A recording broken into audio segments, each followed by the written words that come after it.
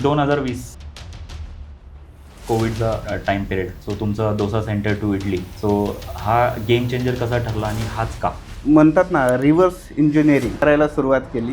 सगळे आमचे कस्टमरचे फीडबॅक्स आम्ही काढून बघितले. मग आपल्या मिस्टेक्स काय काय झालेले आहेत त्याचं रिवर्किंग केलं. त्याच्यातून एक लक्षात आले की साऊथ इंडियन लेगसी विरुद्ध आपली मराठी उद्योजकचा नॅरेटिव्ह, ह्याच्यामध्ये आपला काय USP ठरला? एक मराठी उद्योजक येतं आणि मार्केटमध्ये धुमाकूळ घालतोय. ज्यावेळेस ओपनिंगला बऱ्याच ठिकाणी जायचो, अरे कोणीतरी अण्णा असतील आणि अण्णा असतील, म्हणजे आपले मराठी लोक साऊथ इंडियनला इतकं चांगल्या पद्धतीने प्रमोट केलेत आणि इतक्या मोठ्या लेवलला. सगळ्यात महत्त्वाचं तुमचं विजन 2030 हेल्दियर इंडिया. सो ही विजन काय ते आम्हाला सगळ्यांना ऐकायला. हेल्दी भारत. आणि हे कसं तुम्ही अचीव करणार आहात? आपली जी इडली आहे, एक 10 रुपयाची इडली बनवण्यासाठी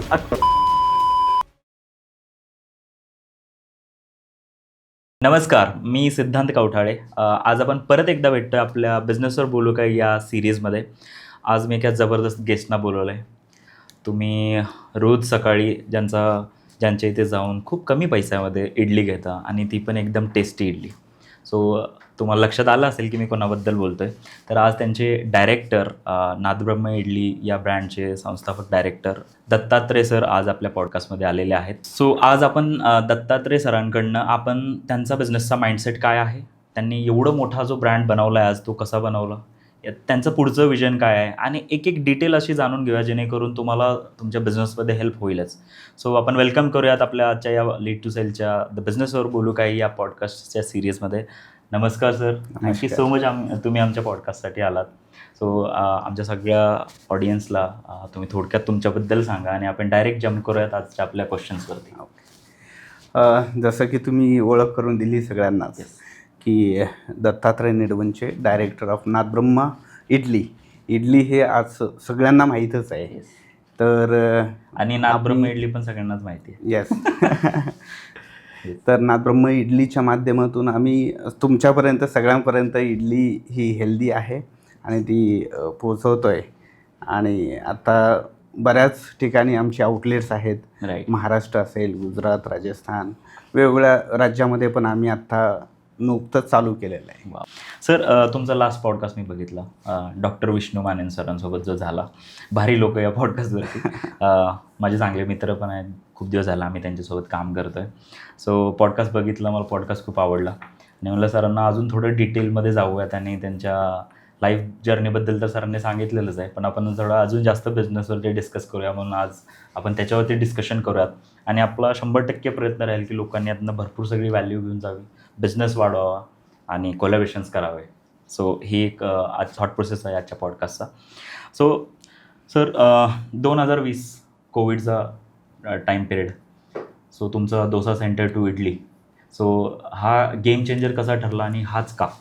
ॲक्च्युली त्यावेळेस झालं काय, आता कोविडची सिच्युएशन सर्वांना माहीतच आहे.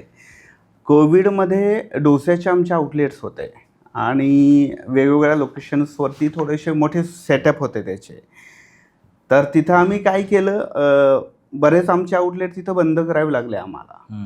कारण रेंट, खर्च, एक्सपेन्सेस अवॉइडेबल तो खूप इम्पॅक्ट झाला. आणि त्याच्यानंतर म्हणजे असं काहीतरी असायला पाहिजे की जे कमी खर्चामध्ये, कमी इन्व्हेस्टमेंटमध्ये आणि बेस्ट चालेल.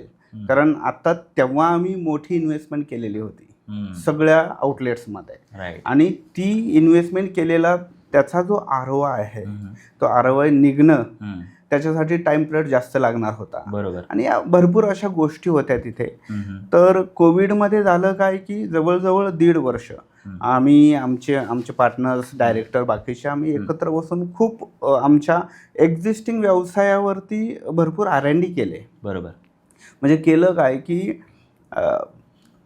हे आउटलेट्स आपल्याला बंद करावे लागतायत. तर का लागतायत? कारण त्याचा खर्च मोठा आहे. राईट. मग एवढा मोठा खर्च आपण किती दिवस सर्वाईव्ह करू? किंवा अशीच मोठी इन्व्हेस्टमेंट करून आपल्याला कंटिन्यू जर ग्रोथ करायची असेल तर त्याचा ROI कधी निघेल? अशा असंख्य गोष्टी आमच्यासमोर एक मोठे प्रश्न उभे होते. तर आम्ही त्यावेळेस मग म्हणतात ना, रिव्हर्स इंजिनिअरिंग करायला सुरुवात केली आणि मग सगळे आमच्या कस्टमरचे फीडबॅक्स आम्ही काढून बघितले. मग आपल्या मिस्टेक्स काय काय झालेले आहेत त्याचं रिवर्किंग केलं.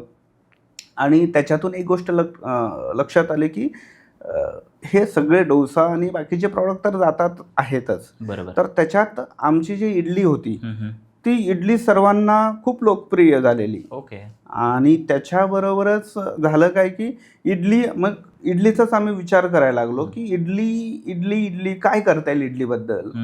मग तसं रिव्हर्स इंजिनिअरिंग करून वर्किंग करून आणि आत्ता तर लोकांना खूप जास्त गरज होती कशाची, हेल्थची. हेल्थ. तर हेल्थ आणि हेल्थ हा फॅक्टर चालू झाला. तर मग त्या इडलीला घेऊन रिव्हर्स वर्किंग केलं आणि त्याच्याबरोबर सांबर, चटणी ह्या गोष्टी जर दिल्या तर खूप बेस्ट होऊ शकतं. एक विचार झाला, थिंकिंग झाली.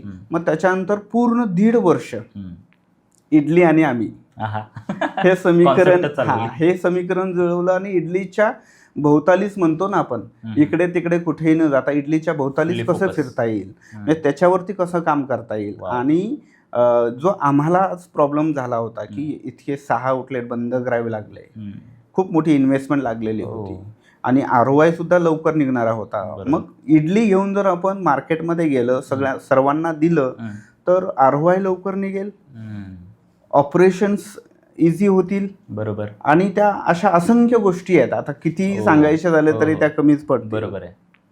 तर तिथून आमची सुरुवात झाली. मग डोसा इडलीला स्टॉप केलं थोडंसं आणि फक्त इडली दिल्यानंतर काय काय होऊ शकतं आणि इझिली मार्केटमध्ये जी लोकांना गरज आहे, नीड आहे, ते कसं देता येईल. Demand and supply. हा, राईट. मग तिथून मग आम्ही शिफ्ट झालो पूर्ण इडलीवर. तो गेम चेंज झाला. Yes. Wow, that's good. Idli is equal to म्हणतो ना आपण, आता तुम्ही म्हणलात की ही जर्नी अशी सुरुवात झाली, तो गेम चेंज झाला. तर त्याच्यानंतर idli is equal to healthy, is equal to affordable. हा कोर इन्साईट कसा मिळवला तुम्ही? कारण 10 रुपयाला इडली हा गेम चेंजर होता. बरोबर आहे. सो हा इन्साईट कसा मिळवला तुम्ही? Yes, definitely. आता आमचे जे डोसाचे आउटलेट होते तिथेही आम्ही इडली देत होतो. तर त्या इडलीमध्ये इडलीबरोबर डोसा होता आणि त्या ठिकाणी इडली 30 रुपये 40 रुपयाला आम्ही सेल द्यायचो ग्राहकांना. मग आता 30 रुपये इथेही 30 रुपयाला इडली किंवा 40 रुपये आमचा दर ठेवायचा. आमचं असं एकंदरीत कॅल्क्युलेशन्समध्ये बसत होतं, स्टँडर्ड कॅल्क्युलेशन. मग आम्ही विचार काय केला की जर आपण तोच दर ठेवला तर सर्वसामान्य व्यक्ती जो रोज ब्रेकफास्ट करतो तो या गोष्टीकडे किती येईल, किती त्यांना परवडेल, राईट, किंवा ते आपल्याकडे कसे येतील याचा विचार करून आम्ही मग तिथे 10 रुपयात आपण देऊ शकतो का. पहिले तर अगोदर आम्ही 20 रुपयापर्यंत आलो.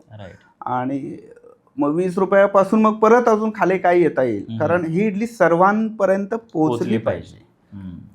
जर आपण मार्केटचे तेच दर ठेवले 40, 50, 60 रुपये असे जर दर ठेवले तर ते सर्वांपर्यंत कधी पोहोचेल ते कुठंतरी कमी वाटत होतं. मग सर्वांपर्यंत पोहोचवण्यासाठी आम्ही याला एक साधं रूप दिलं, सिम्पल केलं, सिम्प्लिसिटीमध्ये घेऊन आलं. जसं आपण बघतो की आपण एखाद्या रेस्टॉरंटमध्ये गेलं तर आपण एखादी भाजी ऑर्डर करतो, एखादा मेनू ऑर्डर करतो आणि ती मेनूची कॉस्ट असते ऑलमोस्ट 200 रुपये 300 रुपये. बरोबर. तर त्याच्यामध्ये 200 रुपयाची भाजी मला जर मी एकटाच आहे आणि माझ्या एकट्यांना तितकं ती क्वांटिटी लागणारच नाही आहे, तर मी जर सांगितलं मला थोडी क्वांटिटी पाहिजे तर ते ऑब्विसली कुठंच हे असं होऊ शकत नाही. तर आम्ही काय केलं की सिम्प्लिसिटीमध्ये ज्यांना जशी नीड असेल, म्हणजे 10 रुपयात थोडंसं मला इतकं भूक नाहीये पण थोडंसं काहीतरी हवंय, राईट, तर तुम्ही 10-20 रुपयाची इडली घेऊ शकता, 30ची घेऊ शकता, अजून जास्त भूक लागली तर अजूनही घेऊ शकता. तर हे एकंदरीत सगळे कॅल्क्युलेशन आम्ही जुळून आणले की सर्वसामान्य लोकही आपल्याकडे पटकन येतील. Wow, that's great. आणि मग काय वाटतं तुम्हाला की नादब्रह्माचा डिफरन्शिएटर काय होता एवढं मार्केट कॅप्चर करण्याच्या मागे? क्वालिटी. हां ना, क्वालिटी, सर्व्हिस आणि रेट या तिन्ही गोष्टी आम्ही एक समीकरण जसं म्हणतो आपण तसं मॅच केलेलं आहे. जर आपण रेट नुसते स्वस्त ठेवले आणि क्वालिटी काहीच नसेल तर ग्राहक येणारच नाही. आणि त्याच्याबरोबर फास्ट सर्व्हिस, कारण आमच्या इथे येणारा जो ग्राहक वर्ग आहे ते अगदी 5 ते 10 मिनिटात इडली खाऊन जातो. 5 मिनिट्स खूप झाले. राईट. येतो, घेतो आणि पटकन जातो. कारण प्रत्येकाला कुठंतरी जॉबवर किंवा एखाद्या मीटिंगसाठी जायचं असतं. राईट. राईट. तर तो सुद्धा आम्ही फास्ट सर्व्हिस कसं देता येईल. Wow, that's great. सर तुम्ही जॉब पण केलात, Yes. बरोबर आहे ना गोष्ट? हो हो. सो सर तुम्ही जॉब पण केलात. सो जॉबमधल्या अशा कुठल्या 3 गोष्टी आहेत ज्या तुम्हाला आत्ता बिझनेसमध्ये खूप हेल्प करतात? अशा खूप गोष्टी आहेत. एक तर डिसिप्लिन. ओके. जर आपल्याला कोणीतरी विचारणारं आहे असं ज्यावेळेस असतं त्यावेळेस आपल्याला ऑटोमॅटिक डिसिप्लिन लागते. तर डिसिप्लिन, करेक्ट. हां, आपण जर जॉब केलं असेल तर आपल्याला डिसिप्लिन लागते. त्याच्यानंतर सातत्य, जे कन्सिस्टन्सी, आपण जर जॉब केला नाही तर कन्सिस्टन्सी रोज जायचंय, रोज काम करायचंय, रोज आउटपुट द्यायचंय आणि रोज मला कोणतरी विचारणार आहे. येस. म्हणजे हे जे गोष्टी आहेत या गोष्टीमध्ये त्याचा आज खूप बेनिफिट होतोय. Wow, that's great. सही आहे, मस्तच. सो कोविड टायमिंगमध्ये तुम्ही ट्रॅडिशनल बिझनेस म्हणूयात आपण, जो बिझनेस चालला होता, जो तुम्ही ज्या पद्धतीने करत होता, तो बिझनेस टू ॲटो पायलट केला तुम्ही बिझनेस, बरोबर ना? म्हणजे डोसा सेंटर बंद आणि इडली ॲटो पायलट हा वाला जी कन्सेप्ट तुम्ही जन्माला आणली त्या मोमेंटला, तर तेव्हा काय बेसिक गोष्टी एकदम क्लिअर होत्या तुम्हाला की हे आपल्याला करायचं? ज्यावेळेस आमच्याकडे डोसाचे आउटलेट होते तिथे कंपल्सरी शेफ लागतो. हो. आणि शेफ जर गेला तर आमचं शटर डाऊन, बंद. खूप मोठा प्रॉब्लेम आयडेंटिफाय केला तुम्ही. हां, मग करायचं काय? तर याच्यावरती आम्ही जे 1.5 वर्ष आम्ही जे R&D केली ना, म्हणजे माझ्या लाईफमध्ये आताही बिझी आहे तेव्हाही होतो, पण त्या 1.5 वर्षात बरेच लोक निवांत होते तर आम्ही जास्त बिझी होतो त्यावेळेस. आणि मग तिथून हे आयडेंटिफाय केलं की शेफ, आणि इथे मग शेफ लागला नाही पाहिजे, त्यासाठी मग ऑटो पायलटवर कसं आपलं आउटलेट चालू शकेल. राईट.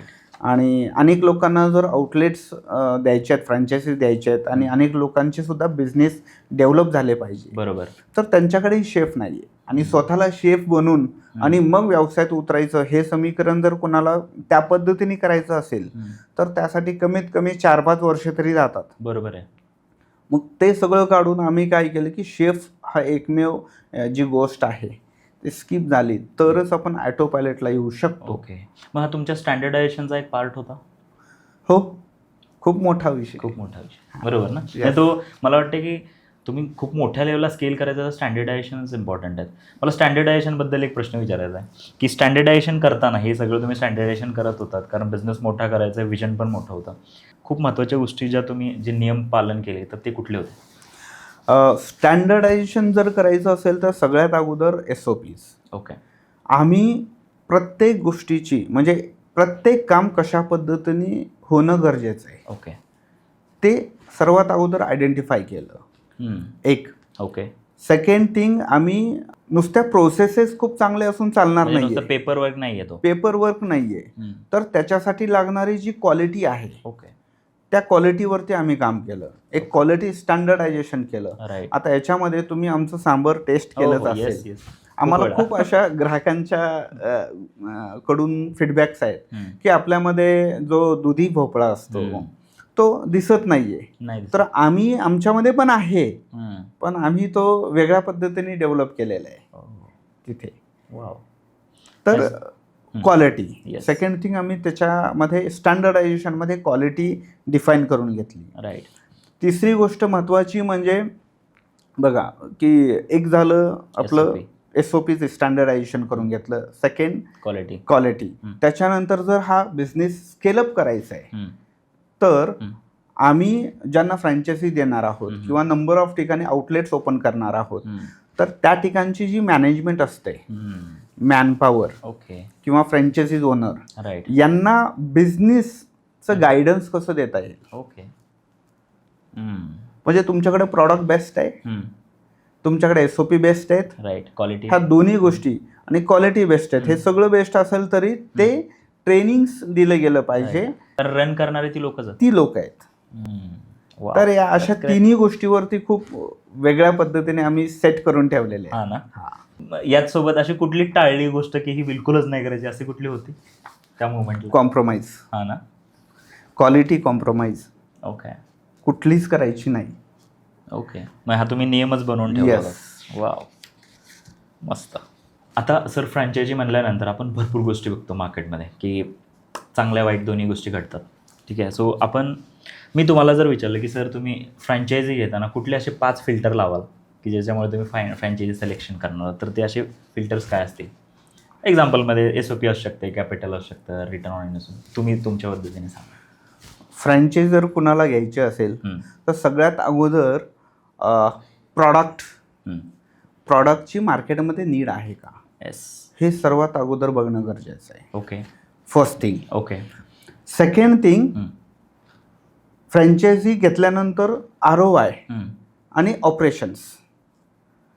ऑपरेशन्स हेवी आहेत का, ओके. आणि ROI किती दिवसात आपला निघतोय, ओके. ह्या 2 गोष्टी बघणं गरजेचं आहे. बरोबर आहे.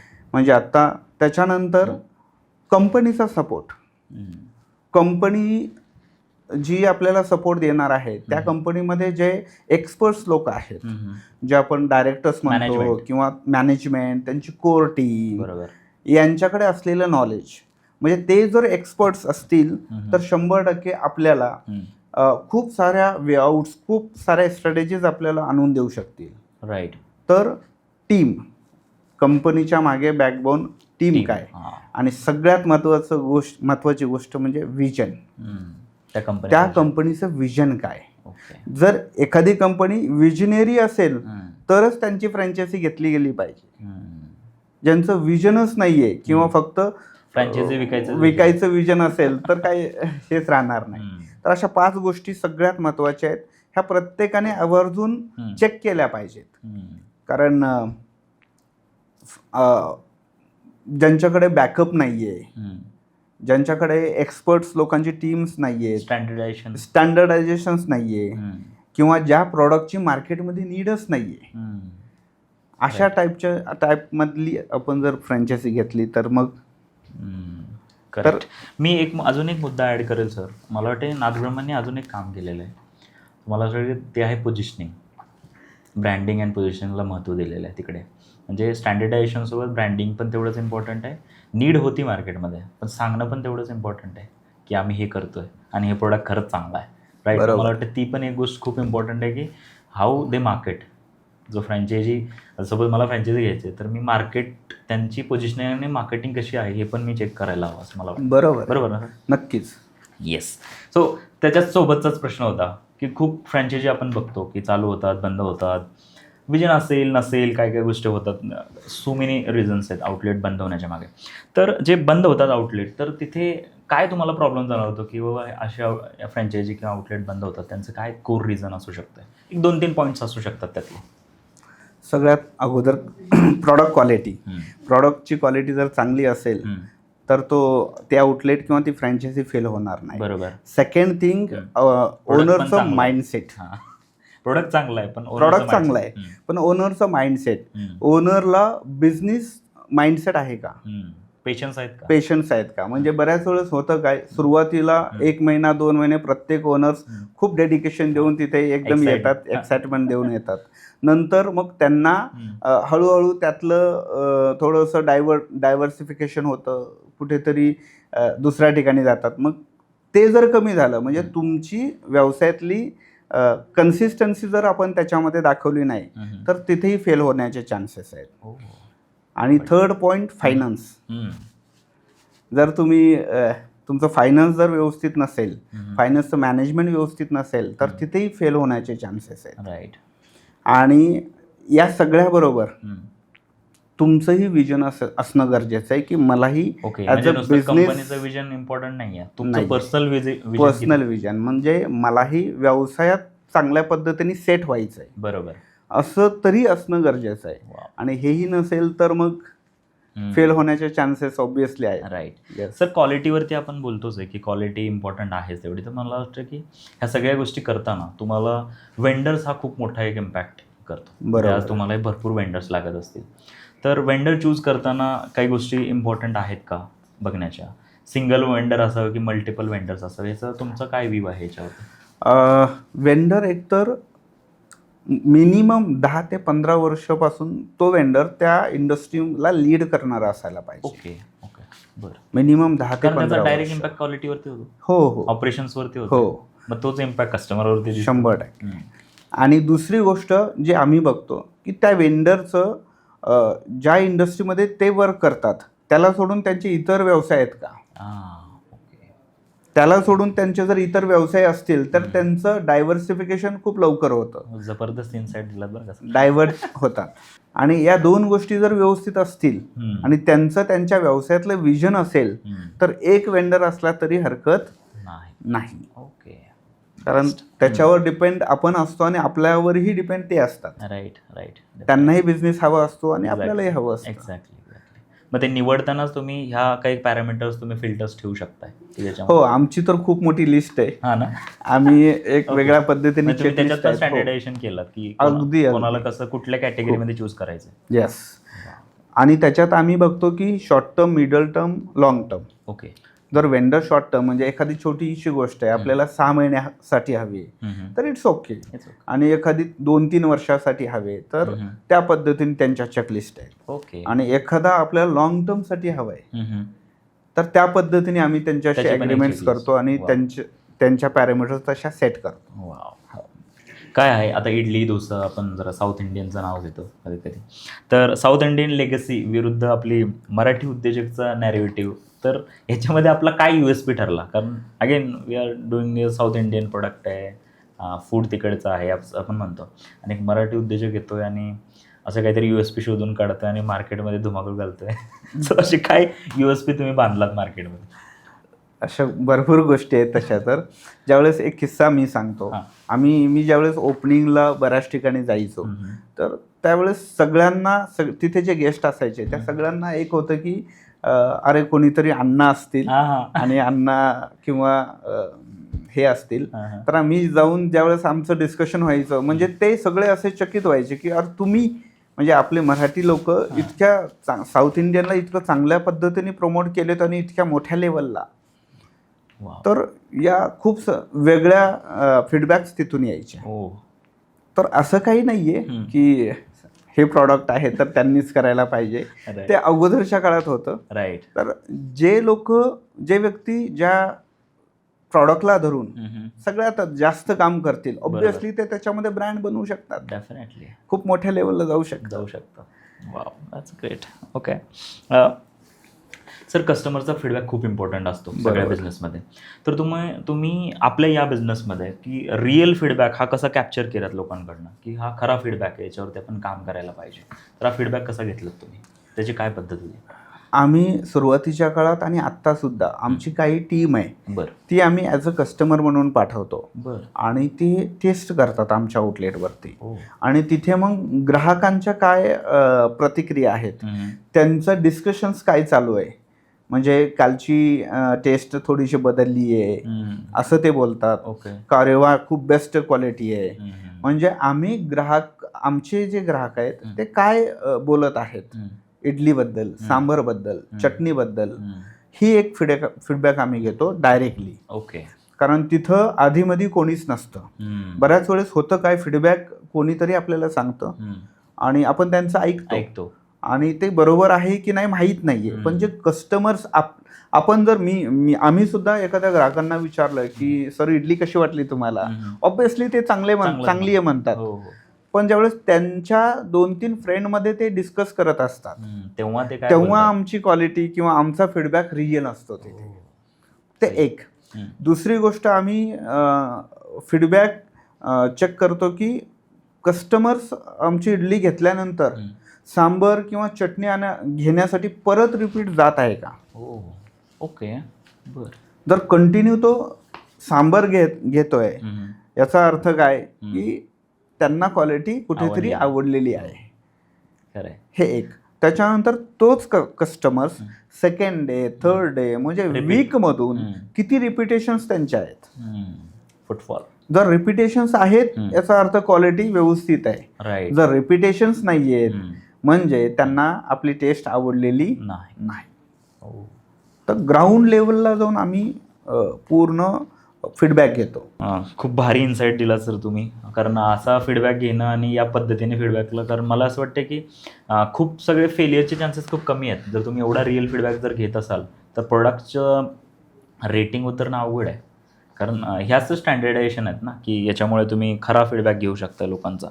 सर आत्तापर्यंत अगेन तुमच्याकडे हे सगळं करत असताना डेटा भरपूर होत असेल, भरपूर टाईपचा डेटा आहे, फीडबॅक मेकॅनिझम तुम्ही बसवलेला आहे, फ्रँचायझी डेटा आहे, फूड प्रोडक्ट खाल्ल्यानंतरचा रिव्ह्यू आहे लोकांचा.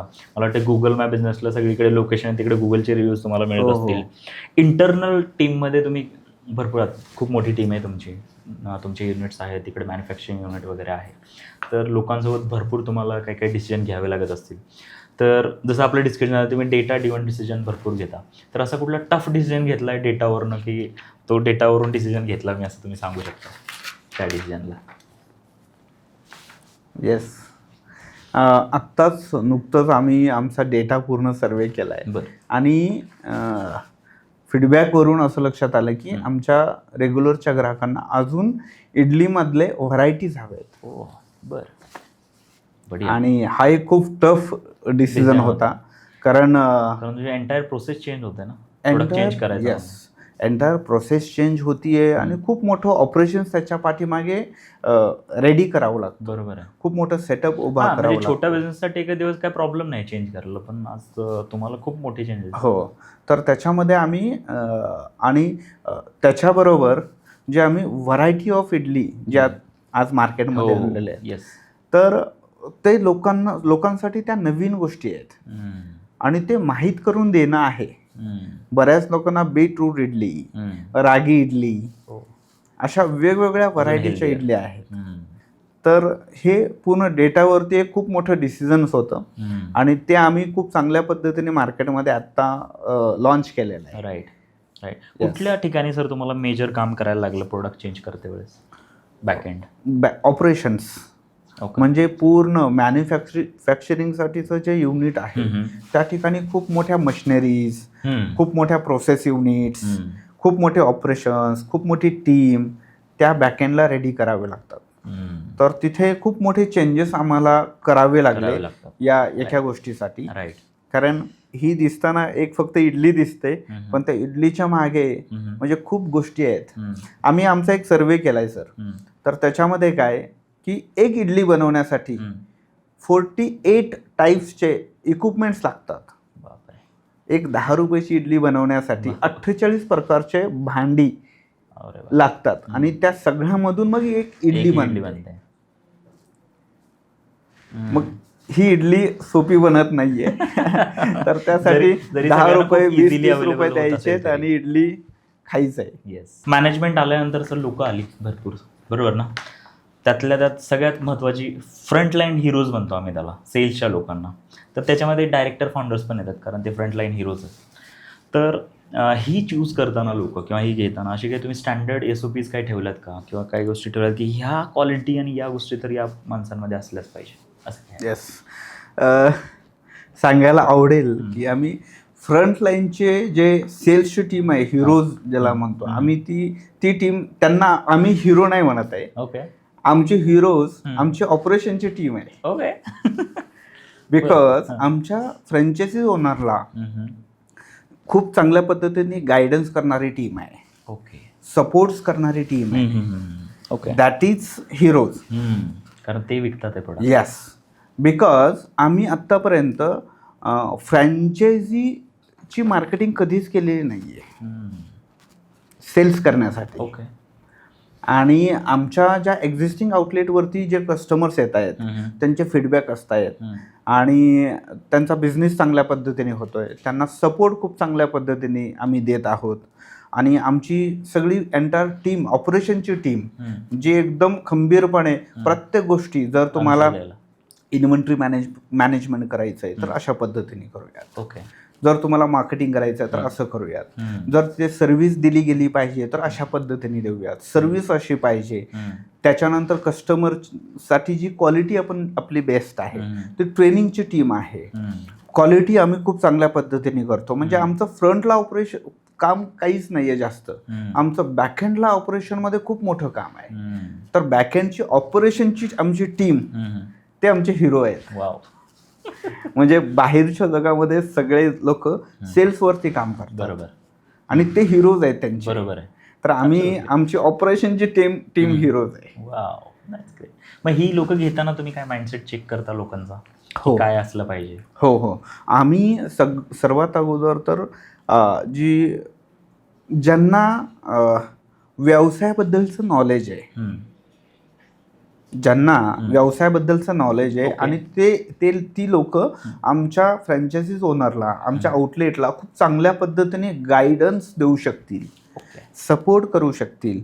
वेगवेगळ्या इंडस्ट्रीतलं नॉलेज आहे, वेगवेगळ्या मॅनेजमेंटमधलं नॉलेज आहे, वेगवेगळ्या पद्धतीच्या स्ट्रॅटेजीज डिफाईन करून देऊ शकतील. कारण व्यवसाय करणाऱ्या व्यक्तीकडे एकच एरिया नसतो. बरोबर आहे. कारण कंटिन्यू त्यांचं माइंडसेट चेंज होत राहतं. खरं. कधी खूप हॅपी तर कधी खूप अपसेट, खूप अँग्री.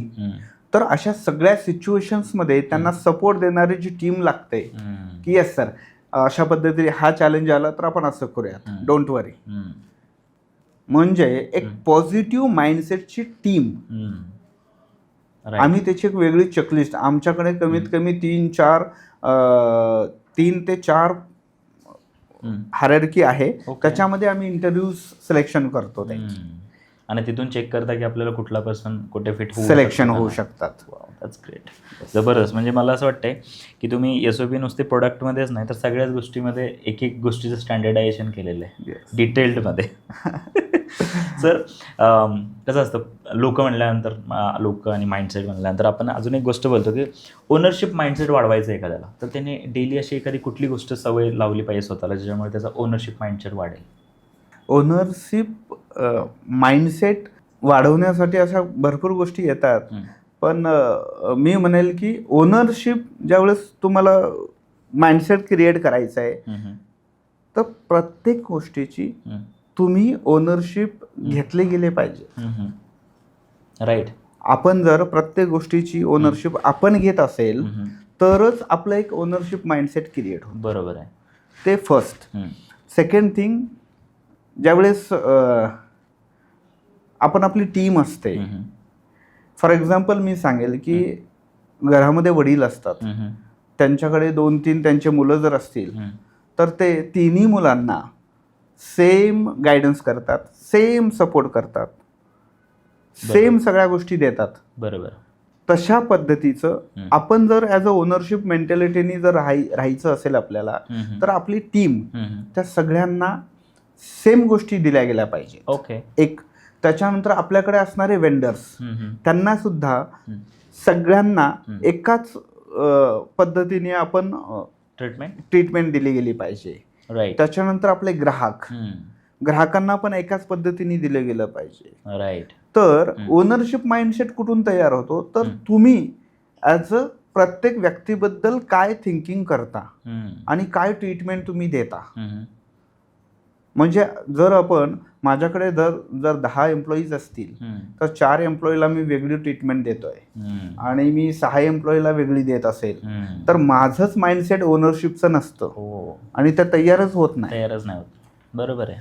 तर ओनरशिप मेंटॅलिटी अशा भरपूर पॅरामीटर आहेत. बरोबर. पण अगोदर आपण ओनरशिप घेतली गेली पाहिजे एक. त्याच्यानंतर आपल्या वर्किंगमध्ये लर्निंग हे पाहिजे. राईट.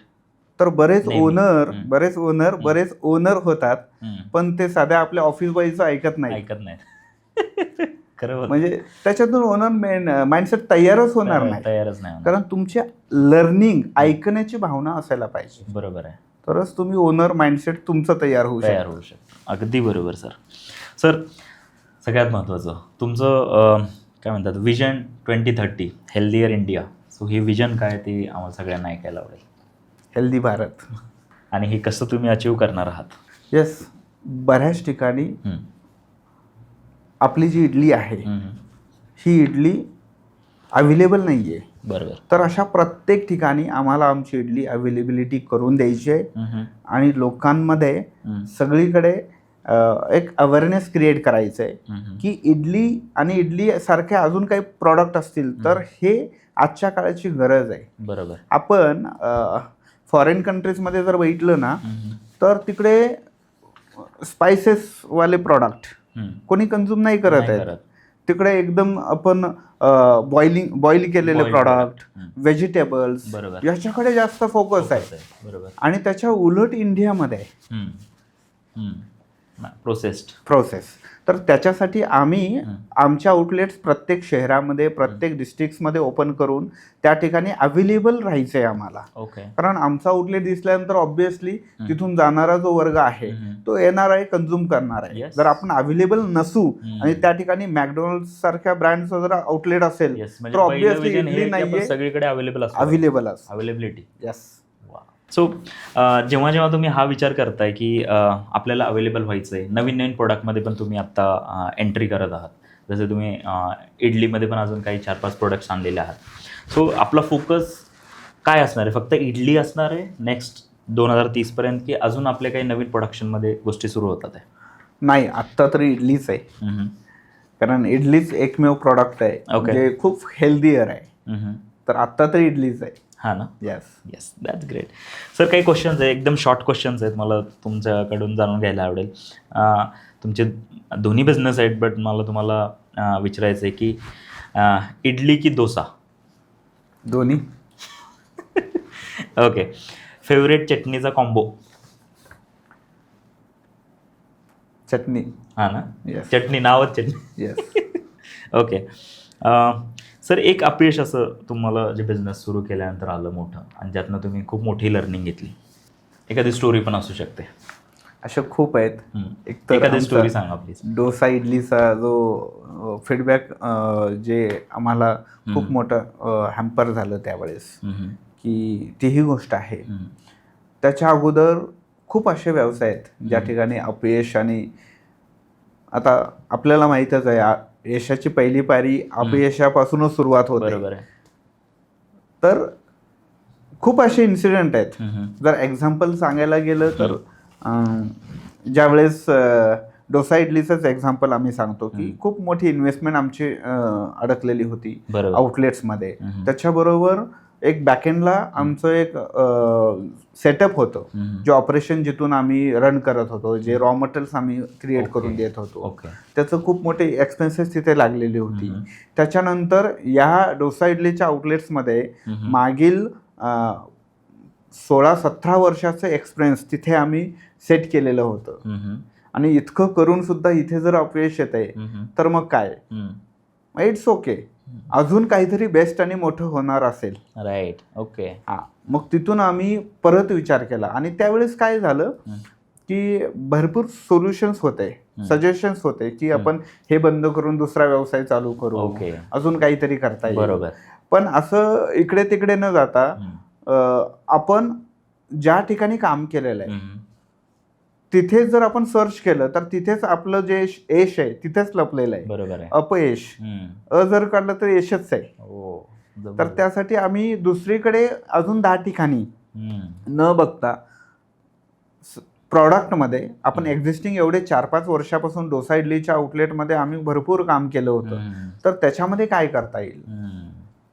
तर आम्ही मग डोसा थोडासा सोडला, सोडलं आणि इडली घेतली, म्हणजे यश आलंय.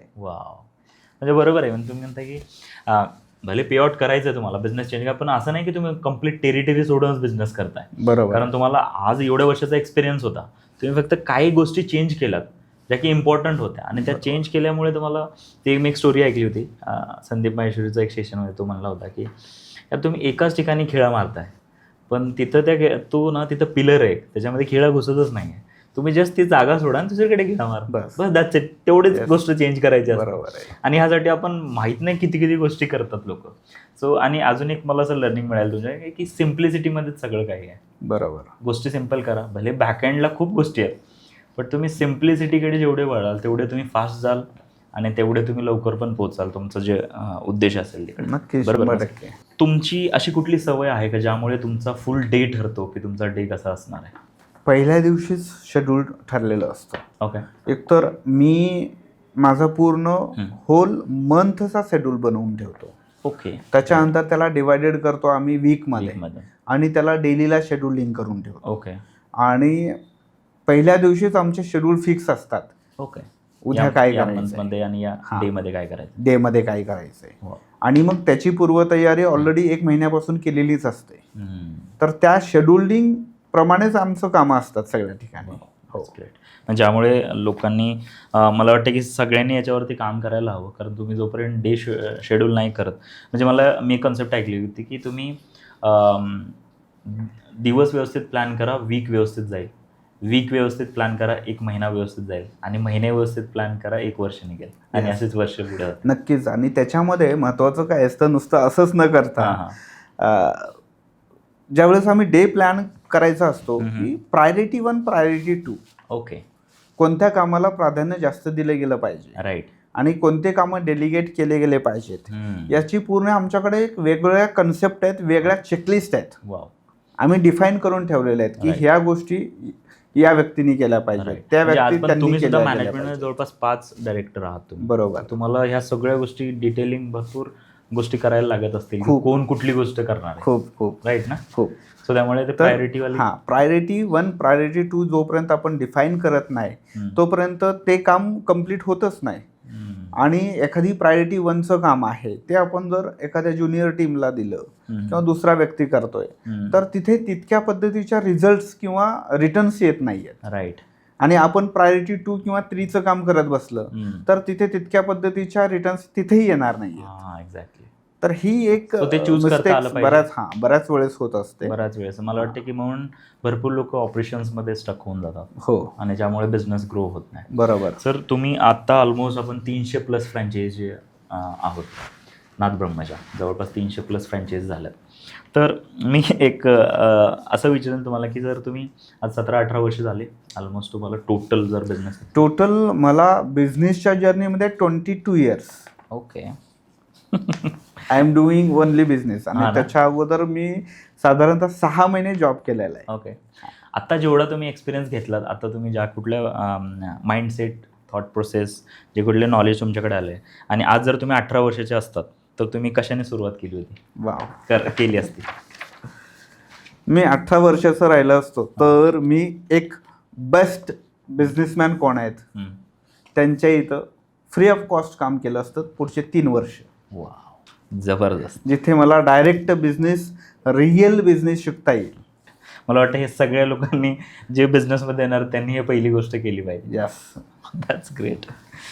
सर, एखाद्याला फ्रँचायझी घ्यायची आपली, तर आपल्यासाठी, मी म्हणेल की नाथब्रह्मसाठी आपल्याकडे आयडियल प्रोफाईल म्हणतो सर आपण, की या लोकांनी इकडे या बिझनेसमध्ये बघितलं पाहिजे. सर, आयडियल प्रोफाईल काय आहे नाथब्रह्मसाठी? आम्ही काही क्रायटेरिया सेट केलेले आहेत. ओके. ज्यांना नीड आहे, नीड म्हणजे कशी, ज्यांना बिझनेस करायचा आहे आणि सर्वाईव्ह पण करायचं आहे आणि मोठ्या लेवलला पण जायचं आहे. ओके. आणि ज्यांच्याकडे पैसे कमी आहेत, तर आम्ही नेहमी काय करतो की जे स्वतः व्यवसाय करणार आहेत त्यांना फर्स्ट प्रायोरिटी देतो. ओके. की जे इन्व्हेस्टर आहेत फक्त त्यांच्याकडे आम्ही जास्त हे नाही करत, पण स्वतः बिझनेस रन करणारे कोण आहेत, ज्यांना बिझनेसची नीड आहे, अशा लोकांना प्रायोरिटी 1 मध्ये आम्ही ठेवतो. ओके. कारण तिथे की सगळ्यात अगोदर आमची जी क्वालिटी आहे, सर्व्हिस आहे, ती तशी जायला पाहिजे. ओके. हा आमचा थोडासा सेल्फिश म्हणतो ना आपण, तशी आमची भावना आहे. बरोबर. तर क्वालिटी आणि सर्व्हिस जायला पाहिजे एक. त्याच्याबरोबर ज्याला व्यवसायाची खरंच गरज आहे अशाच लोकांना आम्ही देतो. आणि तिसरी गोष्ट, त्याचं माइंडसेट असलं पाहिजे की मला बिझनेस करायचा आहे, ना की पैसे कमवायचे. ओके. जर त्याला इन्व्हेस्टर माइंडसेट, तर त्याला बिझनेस करायचा असेल तरच, म्हणजे ज्याच्याकडे बिझनेस माइंडसेट आहे तो. आणि थर्ड गोष्ट आम्ही पाहतो, त्यांनी काहीतरी बिझनेस केलेला आहे. राईट. तर तोच व्यक्ती आमच्याकडे अट्रॅक्ट होतो. आता बाकीच्या भरपूर प्रकारचे लोक आहेत जेही बिझनेस घेऊ शकतात. राईट. पण साधारणतः की ज्यांना बिझनेसमध्ये, कारण आमच्या इथे लर्निंग खूप जास्त आहे. आमची फ्रँचायझी जर कोणी घेतलं तर त्याच्यामध्ये आम्ही शिकवतो जास्त. कारण आमच्याकडे ट्रेनिंग्स मॉड्यूल्स आहेत, आमच्याकडे मॅनेजमेंटच्या सिस्टम्स आहेत, त्याच्यानंतर ऑपरेशन्सच्या सिस्टम्स आहेत, फायनान्सवरती आम्ही डिस्कस करतो. ओके. त्याच्यानंतर आम्ही अशा एक व्यावसायिकाला काय कोणत्या गोष्टीची गरज आहे. एक आहे प्रॉडक्ट नॉलेज. हे प्रॉडक्टचं बद्दल म्हणजे कोणतंही बिझनेस आपण केलं तर त्या प्रॉडक्टबद्दलचं नॉलेज असणं गरजेचं आहे. बरोबर. बरोबर. सेकंड गोष्ट येते, व्यवसाय करतोय पण व्यवसायामध्ये मला फॅमिलीला वेळ देता येत नाहीये. म्हणजे प्रोफेशनल लाईफ आणि फॅमिली लाईफ हे बॅलन्स कसं करायचंय हे सेकंड थिंग. आणि थर्ड थिंग की family, personal life, professional life balance तर आपण करायला शिकलो, पण बिझनेस रन करायचा आहे. तर बिझनेस रन करण्यासाठी आपल्याला फायनान्स मॅनेजमेंट असलं पाहिजे, खूप इम्पॉर्टंट आहे. टीम मॅनेजमेंट असलं पाहिजे, राईट. विक्री आली, सर्व्हिस मॅनेज करता आली पाहिजे, आणि ह्या सगळ्याबरोबर कॉस्ट कंट्रोलिंग करता आली पाहिजे. तर अशा भरपूर एरिया आहेत. त्या सगळ्या एरियामध्ये आम्ही त्यांना गाईड करतो, सपोर्ट करतो खूप वेगळ्या वेगळ्या पद्धतीने. तर या तिन्ही गोष्टी ज्यांना घ्यायच्या आहेत आणि मोठ्या लेवलला चांगलं काम करायचं आहे त्यांनी 100% नादब्रह्माला चूज करा. That's great. एकदम जबरदस्त एकदम सर. सो ऑलमोस्ट सर खूप गोष्टी तुम्ही सांगितल्यात, खूप माइंडसेट भारी तुम्ही माइंडसेट दिलात लोकांसाठी. खूप डिटेलमध्ये तुम्ही गोष्टी सांगितल्यात की काय करायला पाहिजे, काय नको करायला, SOP किती इम्पॉर्टंट आहेत, स्टँडर्डायझेशन किती इम्पॉर्टंट आहेत बिझनेसमध्ये, माइंडसेट किती इम्पॉर्टंट आहे, टीम मॅनेजमेंट जमलं पाहिजे, इन्व्हेस्टमेंट कशी केले पाहिजेत, इन्व्हेंटरी मॅनेजमेंट, सगळ्या गोष्टी तुम्ही आज डिस्कस केलात. सो मला आता तुमचं 2030चं विजन असंच खूप चांगल्या वेळेने ग्रो व्हावं, अजून फास्ट व्हावं अशी आम्ही अपेक्षा करतो. आणि सर भरपूर गोष्टी तुम्ही सांगितलात, पण मी म्हणेल की जाता शेवटी तुम्ही सगळ्या उद्योजकांना काय उद्योजकी असा सल्ला द्याल की ज्यामुळे लोकांना त्यांच्या लाईफमध्ये, बिझनेसेसमध्ये खूप हेल्प होईल? आता ह्याच्यामध्ये जे ऑलरेडी उद्योजक आहेत त्यांच्यासाठी, ज्यांना नवीन उद्योजक बनायचं आहे, दोघांसाठी द्या. ज्यांना नवीन उद्योजक व्हायचं आहे किंवा व्यवसायात यायचं आहे त्यांनी अगोदर 5 वर्ष एक चांगल्या व्यवसायिकडे एका बिझनेसमध्ये काम करायला पाहिजे. जॉब करायला हवा. आणि सगळ्यात अगोदर बिझनेस माइंडसेट तयार करून घेणं गरजेचं आहे. कारण बिझनेस माइंडसेट असंच होत नाहीये. बरोबर. तर त्याच्यासाठी खूप डेडिकेशन्स, त्यासाठी इन्व्हॉल्वमेंट, बरोबर, प्रॉडक्ट नॉलेज, मार्केट नॉलेज, मार्केटिंगच्या स्ट्रॅटेजी, सेल्स असेल. कारण आत्ताचं बिझनेस करणं इतकं इझी सिम्पल राहिलेलं नाहीये. कारण आत्ता एखादा बिझनेस येतो, एखादी कन्सेप्ट येते आणि आली म्हणेपर्यंत ती निघून जाते. राईट. आणि मग तुम्ही त्याच्यामध्ये सस्टेन मेंटेन कसं करणार आहे. कारण बिझनेसमध्ये येताना बऱ्याच वेळेस नवीन व्यावसायिक काय करतात की आपल्याकडे थोडेफार पैसे असतात, आपण दुसऱ्यांकडून थोडेफार पैसे घेतो आणि दोन्ही पैसे लावून बिझनेस चालू करतो. आणि बिझनेसमध्ये आपण स्टेबल किंवा बिझनेस माइंडसेट आपल्याकडे तितक्या ताकदीचं जर नसेल तर ते दोन्ही पैसे जातात, संयम लागतो. मग त्याच्यासाठी आणि आत्ता खूप फास्ट चेंजेस होत आहेत. बरोबर. तर त्याच्यासाठी आपण अगोदर स्टेबल होणं गरजेचं आहे, आपण कॅपेबल होणं गरजेचं आहे. तर थोडं कॅपेबल होऊन आणि मग बिझनेसमध्ये आलं तर तिथे फेल होण्याचे चान्सेस 0 आहेत. तर नवीन उद्योजकांनी सगळ्यात अगोदर कॅपेबिलिटीज बिल्ड केल्या पाहिजे. Muscle gaining. यस. सही आहे. पहिली गोष्ट. आणि जे ऑलरेडी व्यवसायात आहेत त्यांनी टेक्नॉलॉजी अक्वायर करणं गरजेचं आहे आणि लर्निंग वर जास्त फोकस करणं गरजेचं आहे. बरोबर. ज्या लेवलने चेंजेस होतात आहे, खूप रॅपिडली चेंजेस होतात. जर आपण बघितलं तर एखादा व्यवसाय आता म्हणजे अगोदर कसं व्हायचं, एखादा व्यवसाय चालू आहे तर 10 वर्ष, 20 वर्ष, 30 वर्ष पारंपरिक पद्धतीने व्यवसाय चालायचा. आता ती सिस्टम राहिलेली नाहीये. पारंपरिक पद्धतीने आपण कुठलाही 2, 3, 4 वर्षापेक्षा जास्त बिझनेस चालवू शकत नाही. बरोबर. तर त्याच्यात चेंजेस होत आहेत. तर तसं स्वतःमध्ये चेंजेस करणं गरजेचं आहे. राईट. सगळ्यात फास्टली.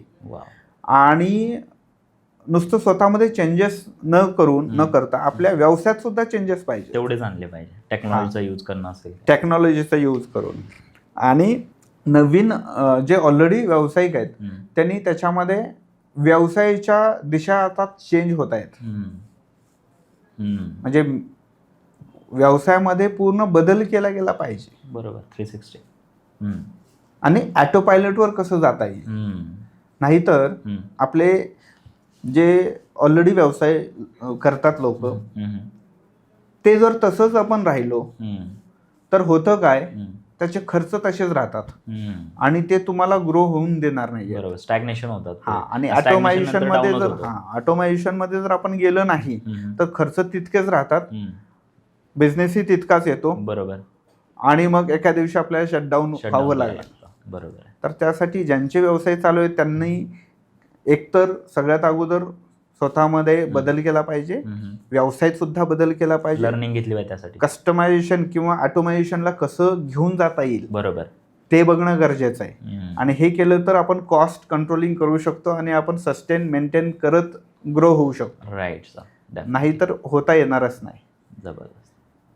सही. हे खूप महत्वाचं आहे. तर त्यांनी तो एक विषय ठेवलं पाहिजे. आणि व्यवसायासाठी अजून एक खूप महत्वाची गोष्ट आहे, हम्म. म्हणजे आपल्याला लॉंग टर्मसाठी सस्टेन मेंटेन व्हायचं असेल हम्म. तर एक फॉर्म्युला आहे, hmm. Incident is equal to hmm. Reactions is equal to success. हो. म्हणजे अप अँड डाऊन्स भरपूर येत आहेत बरोबर. आणि त्या प्रत्येक अप अँड डाऊन्सला, प्रत्येक फेल्युअरला हम्म. तुम्ही कसं घेता? रिॲक्शन्स काय तुमचे देतोय reactions आपण. काय आहेत? आपण जे रिॲक्शन्स दिले तसे सक्सेसचा रेशो आहे. हम्म. सही आहे. त्यासाठी इन्सिडेंट काही होऊ द्या लाईफमध्ये, तुमची reaction. रिॲक्शन्स मॅटर करतात. हम्म. रिॲक्शन्स तुम्ही काय ऍड करताय ते तुमच्या हातात आहे. बरोबर. इन्सिडेंट तुमच्या हातात नाहीये, खरं आहे. रिॲक्शन्स तुमच्या हातात आहेत. बरोबर. रिॲक्शन्स तुम्ही ते ऍड करा, हम्म. सक्सेस तुमच्या बरोबरच आहे. Thank you so much sir. तुम्ही खूप जबरदस्त इन्साईट दिलात आणि मला खूप व्हॅल्यूज मिळाल्या. तुमचा माइंडसेट जाणून घेतला मी सगळा. So thank you so much. मला वाटतं सगळ्या लोकांना भरपूर सगळ्या इन्साईट मिळाल्या असतील. प्लीज कमेंट करा तुम्हाला कसा वाटला हा पॉडकास्ट आणि जास्तीत जास्त लोकांपर्यंत पोहोचवा. अगेन परत एकदा सर नाथब्रह्माला खूप खूप शुभेच्छा. तुम्ही असेच ग्रो होत राहा. हेल्दियर इंडियाचं तुमचं विजन असंच ग्रो होत राहावं आणि खूप चांगले इन्साईट दिल्या. परत एकदा भेटा. Thank you so much. Yes, thank you. Yes.